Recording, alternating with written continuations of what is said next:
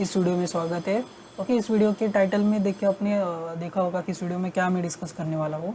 तो ऑब्वियसली अगर टाइटल में देखा हो how I overcome the fear of organic chemistry, तो एक्चुअली जो बात है कि जो ऑर्गेनिक केमिस्ट्री हो मुझे स्टार्टिंग से इतनी पसंद नहीं थी। दो मैंने यूट्यूब चैनल 2 साल पहले से स्टार्ट किया था, उसके बाद अगर स्टार्टिंग की वीडियो देखे मैंने कुछ इनऑर्गेनिक की वीडियो बनाए थे, कुछ उसके बाद थोड़ा ट्राई किया था ऑर्गेनिक केमिस्ट्री, बट मुझे थोड़ा प्रॉब्लम आता था वो वीडियो रिकॉर्ड करने में, तब एक्सप्लेनेशन देने में। तो उसके बाद मैंने इनऑर्गेनिक पे शिफ्ट कर दिया। अभी उसका रीज़न क्या था कि मैंने ऑर्गेनिक की वीडियो बीच में ब्रेक करके फिर से इनऑर्गेनिक स्टार्ट कर दिया, उसके बाद फिर से मैंने एनएमआर की वीडियो स्टार्ट कर दी और उसके बाद अभी तक मैं ऑर्गेनिक की कंटेंट ज़्यादा बना रहा हूँ। तो इसका जो रीज़न है कि स्टार्टिंग में मुझे प्रॉब्लम होती थी, अभी इतना प्रॉब्लम नहीं होता ऑर्गेनिक केमिस्ट्री की वीडियो बनाने में जितना स्टार्टिंग में होता था, क्योंकि स्टार्टिंग के वीडियो में आपको मेरा स्ट्रगल दिख जाएगा एक्सप्लेनेशन करने में कुछ कॉन्सेप्ट। तो इसका रीज़न था I totally ignore the fundamental concepts और general organic chemistry, basic fundamental concept of organic chemistry. Okay, तो जो बेसिक ब्लॉक होते हैं ऑर्गेनिक केमिस्ट्री समझने के, वो मैंने उस टाइम पे पढ़े नहीं थे। जब एजुकेशन होता है, बीएससी होती है, एमएससी होती है, तब मैंने वो इग्नोर किया था। उसकी वजह से जो प्रॉब्लम मुझे क्रिएट हुआ ड्यूरिंग वीडियो क्रिएशन, ड्यूरिंग आपको एक्सप्लेनेशन करना, तो वो स्टार्टिंग मुझे फेस होता था। बट धीरे धीरे मैंने, ऑब्वियसली ऑर्गेनिक केमिस्ट्री एक दिन में एक रात में आती नहीं, तो उसको धीरे धीरे मैंने ओवरकम किया। तो ये मोस्ट ऑफ चीज़ें जो गलती, इस वीडियो बनाने का मकसद क्या था कि ये जो गलती मैंने की है वो आप मत कीजिए। ओके, आपको मैं एक तरीका बता सकता हूँ, वो आपके लिए वर्क कर सकता नहीं कर सकता आपके ऊपर है वो तरीका। ओके, तो इसमें आपको क्या करना है, अगर आपके फंडामेंटल क्लियर नहीं है, you will not get the advance concept organic chemistry. अगर आप जैम के लिए प्रिपेयर कर रहे हो, गेट के लिए, नेट के लिए प्रिपेयर कर रहे हो, ओके, तो ये 11-12 के बच्चों के लिए वीडियो नहीं होगा, ये बीएससी एमएससी के लिए होगा। तो जो मिस्टेक्स मैंने की है, अगर आप वो मिस्टेक्स करोगे तो obviously you are going to suffer. अगर आप टीचिंग फील्ड में जाना चाहते हो, स्पेशली ऑर्गेनिक केमिस्ट्री पढ़ाना चाहते हो, तो ये कॉन्सेप्ट और ये मिस्टेक्स मत करिए। ओके, तो सबसे पहली मिस्टेक मेरी क्या थी, मैंने टोटली इग्नोर किया था ऑर्गेनिक केमिस्ट्री को। मीन्स बीएससी एमएससी कैसे न कैसे मैंने निकाल ली थी उसमें, ऑर्गेनिक केमिस्ट्री पढ़ के सर पढ़ाते थे चले जाते थे। और रियली कि मेरा 11-12 का जो टॉपिक था, मुझे जो 11-12 में जो पढ़ाया गया था ऑर्गेनिक केमिस्ट्री, उसमें जो एक ही टॉपिक मुझे समझ आता था वो था आयुपैथ। ओके, तो मुझे 11-12 तक ऑर्गेनिक केमिस्ट्री में क्या होता है, कैसे रिएक्शन जाते हैं, कैसे एरो घूमता है, कैसे इलेक्ट्रॉन न्यूक्लियोफाइल का रिएक्शन होता है, कुछ समझ नहीं आता। बस सर पढ़ा के जा रहे, हम लिख रहे हैं, एग्जाम पास कर रहे। बीएससी में आके भी ये प्रॉब्लम होता था। तो 2 क्वेश्चन मुझे कभी भी इग्नोरेंस में करता था। इसका रीज़न था मेरे 2 क्वेश्चन आते थे जब ऑर्गेनिक केमिस्ट्री की रिएक्शंस पढ़ता था मैं। ओके, कॉन्सेप्ट क्यों और कैसे, हाउ एंड वाई, क्यों हो रहा है और कैसे हो रहा है। ओके, आपको हाउ का क्वेश्चन आंसर मिल जाता है मैकेनिज्म में, लेकिन ये वाई क्यों अटैक कर रहा है, मीन्स न्यूक्लियोफाइल इलेक्ट्रोफाइल पे अटैक क्यों कर रहा है, नेगेटिव चार्ज इसी पोजीशन पे अटैक क्यों कर रहा है, ये वाई के क्वेश्चंस मुझे बीएससी लेवल तक नहीं मिले थे। तो इसकी वजह से मुझे ऑर्गेनिक केमिस्ट्री में बीएससी लेवल तक समझ नहीं आती थी, या फिर मैं इंटरेस्ट नहीं था। ओके, दो मैंने बीएससी लेने का, जब बीएससी में मैंने केमिस्ट्री लेने का जो मेन था डिसीजन था, वो यही था कि मुझे केमिस्ट्री में ज़्यादा मार्क्स मिलते थे, फिजिक्स में कम मार्क्स मिलते थे। ओके, यही था फ्रैंक ओपिनियन मेरा। बिकॉज जैसे आप मुंबई यूनिवर्सिटी से मैंने बीएससी की, तो उसमें हमारे 3 सब्जेक्ट थे, फिजिक्स केमिस्ट्री मैथ मैंने कॉम्बिनेशन लिया था। सेकेंड ईयर में फिजिक्स केमिस्ट्री लिया था, और जब थर्ड ईयर में जाते हो तो एक सब्जेक्ट चूज करना पड़ता है। ऑब्वियसली मुझे फिजिक्स इतनी थोड़ा समझने में डिफिकल्ट था, तो मैंने केमिस्ट्री कर ली। तो केमिस्ट्री में भी सेम चीज़ होती थी, उसमें आपको फिजिकल, इनऑर्गेनिक, ऑर्गेनिक, एनास पढ़ना है। उसमें सबसे ज़्यादा मुझे मतलब फिजिकल हो जाता था, इनऑर्गेनिक हो जाता, एना भी हो जाता, बिकॉज फिजिकल एना रिलेटिवली सिमिलर है। ओके, इंस्ट्रूमेंटेशन थियरी है, इनऑर्गेनिक भी हो जाता था। कोऑर्डिनेशन मैंने फर्स्ट टाइम बीएससी में कोऑर्डिनेशन पढ़ी थी। ओके, जो हमारा सिलेबस था 11-12 का, मैंने 11-12 में कोऑर्डिनेशन नहीं पढ़ी थी, मैंने बीएससी में आके कोऑर्डिनेशन पढ़ी थी। ओके, तो मुझे जो इंपॉर्टेंट टॉपिक है कोऑर्डिनेशन केमिस्ट्री या फिर ऑर्गेनोमेटेलिक केमिस्ट्री, वो बीएससी में आके पता चलेगी, इनऑर्गेनिक केमिस्ट्री में ये होते। उसके बाद मेरा प्रॉब्लम क्या हुआ कि मैंने बीएससी में भी जो टॉपिक मुझे ऑर्गेनिक का एक पसंद आया वो एनएमआर। ओके, तो अभी भी मुझे पसंद आता है। अगर मेरा ऑर्गेनिक का पहला वीडियो देखो, ऑब्वियसली रिएजेंट केमिस्ट्री बाद में मैंने स्टार्ट की, उसके पहले जो टॉपिक मैंने पूरी सीरीज़ बनाई एक्चुअली, जो स्टार्ट टू एंड, वो है एनएमआर स्पेक्ट्रोस्कोपी। तो उसका रीज़न था कि मुझे एनएमआर पसंद है, अभी भी एनएमआर पसंद है। बीएससी में एक ही टॉपिक मुझे समझ आया ऑर्गेनिक केमिस्ट्री से, एनएमआर स्पेक्ट्रोस्कोपी। और एमएससी में जाने के बाद जब एमएससी लिया, तो उसमें एडमिशन लिया मैंने इनऑर्गेनिक केमिस्ट्री में। ओके, तो इनऑर्गेनिक केमिस्ट्री में क्या होता है, आप फर्स्ट ईयर चारों सब्जेक्ट पढ़ते हो, फिजिकल, इनऑर्गेनिक, ऑर्गेनिक, एनालिटिकल, और सेकेंड ईयर में जाके आपका स्पेशलाइजेशन वाला सब्जेक्ट स्टार्ट होता है। तो एमएससी पार्ट 1 में जब ऑर्गेनिक केमिस्ट्री पढ़ते हो, उसमें मुझे फेवरेट था मेरा एनएमआर ही। Okay, reaction mechanism, general organic chemistry तभी मुझे कुछ समझ नहीं आती थी। तो मेरा वही क्वेश्चन था कि कैसे होता है, कैसे इलेक्ट्रॉन यहाँ से यहाँ मूव हो रहा है, कहाँ positive charge negative charge attack कर रहे हैं, कैसे कॉम्बिनेशन हो रहा है। तो जनरल जो बेसिक्स होता था कार्बोकेटाइन कार्बोनाइन वो प्रॉब्लमेटिक था, इसके लिए मैंने ऑर्गेनिक केमिस्ट्री को इग्नोर कर दिया था। तो जिसकी वजह से मेरा जो फियर था, मतलब मैं इग्नोर करता था, फिजिकल इनऑर्गेनिक हो जाता था, एना भी हो जाता था, बस ऑर्गेनिक केमिस्ट्री को मैं साइडलाइन कर देता था। ओके, तो ये प्रॉब्लम उसके बाद क्या हुआ, एमएससी पार्ट 1 निकल गया। जब पार्ट 2 में आते हो तो मैंने एमएससी इनऑर्गेनिक केमिस्ट्री से की थी। तो एमएससी इनऑर्गेनिक केमिस्ट्री करने की वजह से ऑर्गेनिक केमिस्ट्री 1 साल तक मैंने कुछ नहीं पढ़ा, बिकॉज पार्ट 2 में आप पूरा स्पेशलाइजेशन पढ़ते हो। तो ऑब्वियसली मैंने एमएससी पार्ट 1, आई थिंक मेरा पार्ट 1 2016 तक कंप्लीट था। ओके, तो 16 के जून के बाद अगर पार्ट 2 स्टार्ट हुआ था, तो 16 to 17 का पार्ट मेरा पूरा इनऑर्गेनिक था। तो जिसकी वजह से मेरे फंडामेंटल इनऑर्गेनिक के वहाँ पे ज़्यादा स्ट्रॉन्ग हो। ओके, जो बेसिक्स आपका इनऑर्गेनिक केमिस्ट्री, केमिकल बॉन्डिंग हो, कोऑर्डिनेशन हो, ऑर्गेनोमेटेलिक केमिस्ट्री हो, तो वहाँ पे इंपॉर्टेंट हो। उसके बाद जब मैंने एमएससी होने के बाद अपनी एग्ज़ाम के लिए प्रिपरेशन किया, तो वहाँ पे भी जो कोचिंग मैंने ली, तो वहाँ पे भी डायरेक्ट एडवांस टॉपिक स्टार्ट किए थे, कुछ बेसिक्स टॉपिक स्टार्ट किए थे, लेकिन फिर भी मेरे फंडामेंटल क्वेश्चन हुए थे कैसे होता है ऑर्गेनिक केमिस्ट्री में, जीओसी जनरल ऑर्गेनिक केमिस्ट्री क्या होता था। तो उसकी वजह से मुझे ऑर्गेनिक में, जब ऑर्गेनिक का टॉपिक प्रिपेयर करते उसमें मुझे प्रॉब्लम होती थी। तो मेरा एम ये था कि मुझे ऑर्गेनिक के फंडामेंटल क्लियर करने थे। तो इसके लिए अगर मैं बोलूँ, अगर आपको भी मेरी तरह प्रॉब्लम हो रहा है ऑर्गेनिक केमिस्ट्री में, अगर आपको एग्जाम के लिए प्रिपेयर कर रहे हो, अगर आपको ऑर्गेनिक केमिस्ट्री में जाना है, अगर एमएससी पार्ट 2 में आप ऑर्गेनिक केमिस्ट्री पढ़ रहे हो, तो बी प्रिपेयर आपका जनरल ऑर्गेनिक केमिस्ट्री या reaction mechanism, fundamental of organic chemistry fix होना चाहिए। तो जब मैंने एग्ज़ाम प्रिपरेशन किया, तो एग्ज़ाम प्रिपरेशन में कोई आपको ज़्यादा हेल्प नहीं करता, टीचर आके पढ़ा जाते हैं आपको, ओके आए गए आपको करना है। तो जो बड़े बड़े टॉपिक थे, जैसे पेरीसाइक्लिक, फर्स्ट टाइम मैंने कोचिंग में जब मैंने पढ़ा था, पेरीसाइक्लिक मैंने फर्स्ट टाइम सुना था, कॉन्फॉर्मेशनल फर्स्ट टाइम सुना था, असिमेट्रिक सिंथेसिस फर्स्ट टाइम सुना था। ओके, इनऑर्गेनिक के टॉपिक मुझे पता था, बिकॉज एमएससी में वो टॉपिक, आपके नेट में वो टॉपिक होते हैं। ऑर्गेनिक में बहुत सारे टॉपिक मैंने फर्स्ट टाइम पढ़े थे, तो स्पेक्ट्रोस्कोपी भी मेरे को जम जाता, लेकिन ऑर्गेनिक के जो फंडामेंटल है, रिएजेंट मैंने फर्स्ट टाइम वहाँ पे पढ़ा था डिटेल में। ओके, एमएससी में थोड़ा बहुत पढ़ा था, लेकिन डिटेल में असिमेट्रिक सिंथेसिस, पेरीसाइक्लिक, वो बहुत सारे टॉपिक जो आप नेट के लिए पढ़ते हो, ऑब्वियसली आपको एमएससी का पूरा सिलेबस पढ़ना पड़ता है। तो मुझे वहाँ पे प्रॉब्लम होती थी। तो अगर भी आप सिमिलर काइंड ऑफ प्रॉब्लम आप डील करते हो, तो ये वीडियो आपके लिए। ओके, अगर आपको ऑर्गेनिक पसंद है तो नो प्रॉब्लम, आप वीडियो यहाँ पे बंद करके you can go and exit the video. Okay, अगर आपको सच में बहुत प्रॉब्लम होती है कि कैसे रिएक्शन जाती है, कैसे रिएक्शन प्रोग्रेस होती है, क्यों ये कॉन्सेप्ट यहाँ पे लगता है, क्यों ये कॉन्सेप्ट वहाँ पे लगता है, क्यों इसकी एसिडिटी ज़्यादा होती है, क्यों इसकी एसिडिटी कम होती है, ज़्यादा होती है, वेरियस फैक्टर होते हैं, तो इसके लिए आपको फंडामेंटल पढ़ने पड़ेंगे। मीन्स आपको जनरल ऑर्गेनिक केमिस्ट्री पढ़ना पड़ेगा, जीओसी। ओके, साथ ही साथ आपको रिएक्शन मैकेनिज्म पढ़ना पड़ेगा।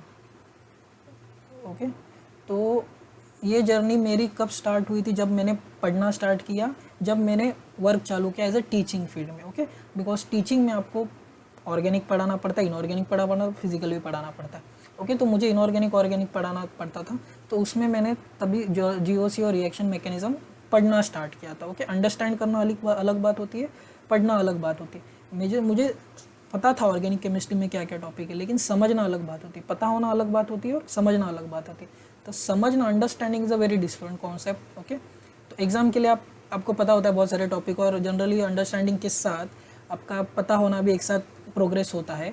लेकिन मेरे केस में मैं थोड़ा स्लो लर्नर था, तो मुझे पता थी चीज़ें ऑर्गेनिक केमिस्ट्री में क्या क्या कौन से टॉपिक है, लेकिन अंडरस्टैंडिंग इतनी नहीं थी। I know that thing that ये सब होती है इसमें, लेकिन इस केस में क्या अलग अलग क्यों होता है, क्यों का आंसर मुझे जल्दी नहीं मिला, इसके लिए मैं हमेशा ऑर्गेनिक केमिस्ट्री को छोड़ देता था। ओके, तो अगर आपको ऑर्गेनिक केमिस्ट्री में एक्सेल करना है विद इन द, अगर आपको ऑर्गेनिक केमिस्ट्री पसंद है, अगर ऑर्गेनिक केमिस्ट्री परस्यू करना चाहते हो, ये 2 टॉपिक आपको पढ़ने चाहिए। अगर आपको रिसर्च में भी जाना है, मैं बोल सकता हूँ थोड़े फंडामेंटल कॉन्सेप्ट क्लियर होने चाहिए, और आपको एग्ज़ाम के लिए तो चाहिए जीओसी, कौन सी भी एग्ज़ाम ले लो, MSc level, NET GATE JAM. Okay, 11-12 के भी इसमें जीओसी इंपॉर्टेंट है। तो ये मैंने कैसे किया था। Okay, how I overcome this fear of organic chemistry, जो जनरली मैंने एमएससी तक पूरा इग्नोर कर दिया था। लिटरली मैं इग्नोर करता था, मतलब आ गया, पढ़ा दिया, एग्जाम में हो गया, ख़त्म, रात गई बात गई, वैसी मेरी बात थी। ओके, तो जीओसी रिएक्शन मैकेनिज्म के लिए मैंने ऑनलाइन का सहारा लिया। ओके, तो एक चैनल है जो इसका मैं लिंक डाल दूँगा, सुमित सर क्लासेस।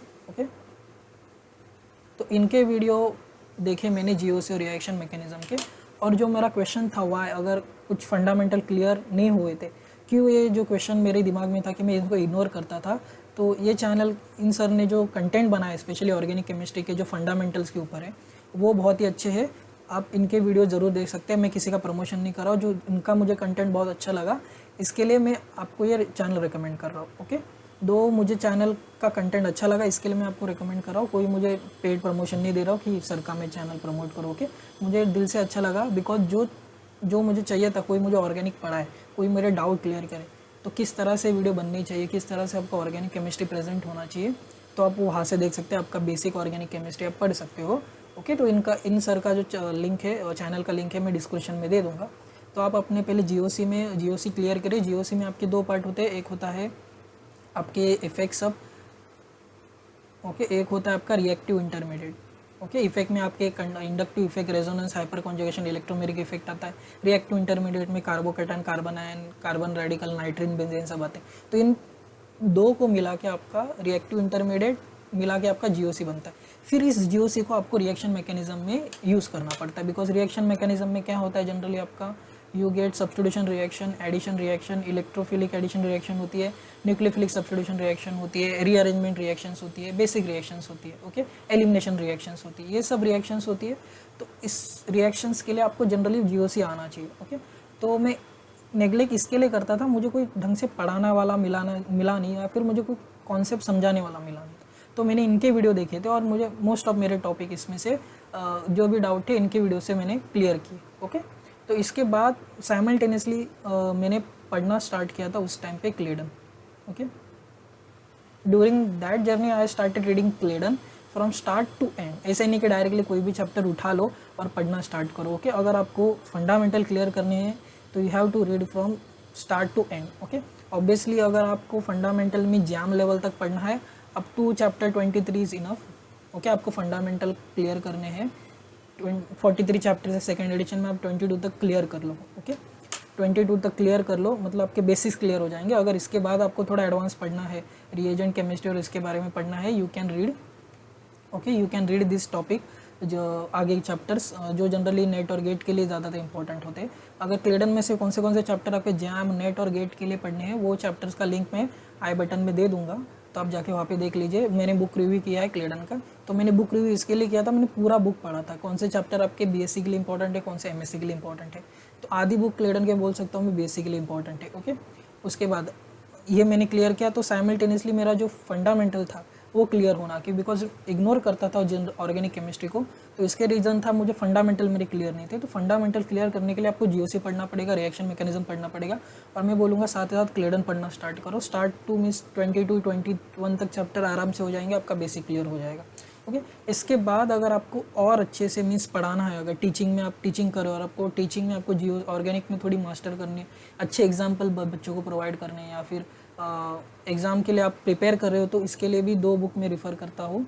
एक है KS वर्मा की बुक ऑर्गेनिक केमिस्ट्री, ओके, और एक है OP टंडन। OP टंडन बहुत लोगों को पता होगी, ये जनरली 2 बुक्स जेई के लिए है, लेकिन मुझे KS वर्मा का कंटेंट में एग्जाम्पल और जो क्वेश्चन टाइप दिए है वो अच्छे दिए, अच्छे क्वालिटी। कुछ क्वेश्चन नेट के लेवल के मुझे लगते हैं 2 मार्कर के लिए आ सकते हैं। जियो से रिएक्शन मैकेनिज्म का चैप्टर मैं बोल रहा हूँ। ओके, इसका जो ऑर्गेनिक का पार्ट 1 में उसमें आपका मिल जाएगा KS वर्मा का पार्ट 1, और इसमें आई थिंक 5th चैप्टर है जिसमें ये सब बताया गया है। ओके, तो KS वर्मा अगर आप रिफ़र करो, ये सब पढ़ने के बाद ही आप KS वर्मा रिफ़र करो, बिकॉज KS वर्मा में कंटेंट कम है, आपको एग्जाम्पल ज़्यादा मिलेंगे। ओके, एग्जाम्पल ज़्यादा मिलेंगे, क्वेश्चन अच्छे लेवल के मिलेंगे। ओके, तो इसके लिए आप ये सब पढ़ने के बाद KS वर्मा पढ़ो। अगर OP टंडन पढ़ना, डेट्स अप टू यू, दोनों बुक जेई की लेवल की है, मीन्स आपका बेसिक उसमें क्लियर हो जाएगा। ओके, तो जितनी क्लैरिटी मुझे अभी है ऑर्गेनिक केमिस्ट्री में, उससे कम ही थी 1 साल पहले। तो जैसे मैंने बोला कि मैं स्लो लर्नर था, तो इट टेक्स टाइम। ओके, अगर आप फास्ट लर्नर, आपको जल्दी आप ग्रास्प कर सकते हो, you can do it within the 1 month और 1.5 month. I approximately take frankly speaking around 3.5 month, because Clayden complete करने मुझे आई थिंक 1.5 मंथ लगा, 1.5 से 2 महीना लगा। उसके ऊपर फिर अलग से इनके चैनल के वीडियो देखे मैंने। ओके, तो उसमें भी टाइम चला गया, तो इट अप्रॉक्सीमेटली टेक्स बहुत सारा टाइम लगा इसमें। तो ऑब्वियसली आप बहुत जल्दी कवर कर सकते हो तो नो प्रॉब्लम, लेकिन आपके ऊपर है। मैं स्लो लर्नर था, मुझे टाइम लगा, अगर आपके ऊपर है आपको किस तरह से आप ग्रैप्स कर पाते हो। मुझे थोड़ा, मैं आराम से पढ़ना पसंद करता था, तो इट टेक्स टाइम। ओके, तो ये वीडियो के लिए इतना ही, मैं ज़्यादा डिस्कस नहीं करूँगा कि कौन सी बुक्स, और ज़्यादा कंफ्यूज नहीं करूँगा। तो फंडामेंटल आपको क्लियर करने हैं तो जीओसी पढ़ो। ऑर्गेनिक केमिस्ट्री आपके बिल्डिंग ब्लॉक है ऑर्गेनिक केमिस्ट्री का, जनरल ऑर्गेनिक केमिस्ट्री और रिएक्शन मैकेनिक्स। उसके बाद रिएजेंट, पेरीसाइक्लिक, जो आपको पढ़ना है पढ़ो, सब इससे सब निकलेंगे बिकॉज सब इलेक्ट्रॉन डेंसिटी के ऊपर ही होता है, इलेक्ट्रॉन डेंसिटी कहाँ से कहा जाता है। ओके, तो इस वीडियो के लिए इतना ही। अगर ये वीडियो आपको पसंद आया, इस वीडियो को लाइक करिए, शेयर करिए। और ये फर्स्ट टाइम मैं ऐसा वीडियो बना रहा हूँ जहाँ पे मैं कुछ केमिस्ट्री का कुछ एक पॉइंट नहीं डिस्कस कर रहा, एक जनरल वीडियो बना रहा था।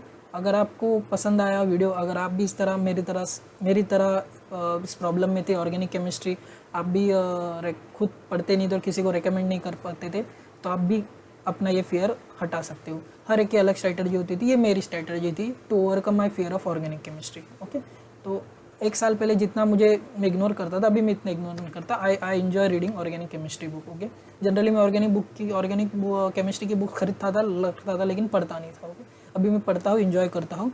इसके लिए मेरे रिव्यूज़ में जो मैं बुक रिव्यू देता हूँ उसमें मैं first part reader point of view देखता हूँ, then exam point of view देखता हूँ। तो इसका रीज़न है आप बुक पढ़ना इन्जॉय करो। जब तक आप बुक पढ़ना इन्जॉय नहीं करोगे, एग्ज़ाम वाली बात अलग होती है, तो अलग चीज़ है। तो इसके लिए मैंने जब बुक रिव्यू करता हूँ तो उसमें मैं कंटेंट, प्रेजेंटेशन और इसके बुक के ऊपर मैं थोड़ा ज़्यादा ध्यान देता हूँ, बिकॉज आप दोनों पॉइंट ऑफ व्यू से रिप्रेजेंट करना चाहते हो। ओके, तो इस वीडियो के लिए इतना ही। अगर वीडियो पसंद है, इस वीडियो को लाइक करें, शेयर करिए और मेरे चैनल को सब्सक्राइब ज़रूर करें। Thank you.